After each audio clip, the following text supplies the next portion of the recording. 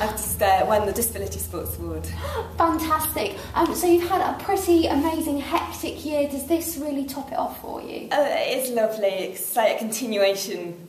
You know, you've had all the get excited and people keep saying to me, "Oh, are you upset that games are over? What are you doing now?" I'm like, "No, I'm going to award ceremonies." It's, you know, it just kind of gets you into the Christmas spirit as well. So it's really, really lovely. And wheelchair basketball was one of the top sports that came out of the Paralympic Games. How much difference have you seen before and after the Games? Within the disability world, wheelchair basketball has always been a big sport. We've got over 1,000 people playing it just as fun, if you like. You know, we were a huge amount of juniors. The interest has always been there. But now people know what I do. When I say I play wheelchair basketball, you know, they don't just look at me blank and say, "Well, how do you do that?" They've got an idea of what the game's about and how fast it is, how exciting it is to watch. And a lot of people went, "Oh, I saw that," you know, as a sort of, "Oh, isn't it good?" And I was like, "Yeah, finally I've been playing for 12 years. And finally, you know, my neighbour now gets what I do for a living." So. Exactly. Well, the thing is, that was one of the few sports I actually got to see at the Paralympics. And although I'm a big fan of basketball, I think in some respects wheelchair basketball might be just that little bit more exciting. What's your thoughts on that? Oh, I don't know. It's very much it's a good floor game as well as just the scoring. Sometimes the running game is so fast, perhaps you don't keep up with that, and it's just like one basket after the other. And I think people like when we fall out of our chairs, and we always get a big cheer for that.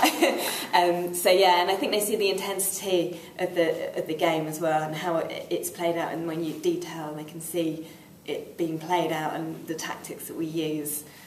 It's, you know, it becomes more obvious if you watch it.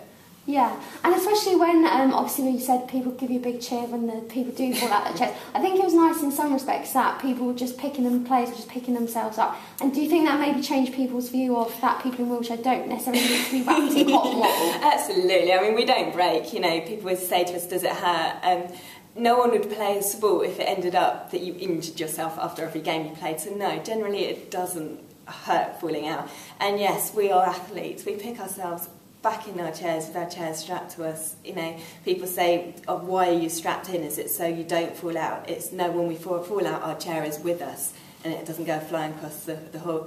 And they still look at us, don't understand until they've seen, "Oh yeah, she's out, but she's straight back in." You know, if we weren't strapped in, we would part from our chairs.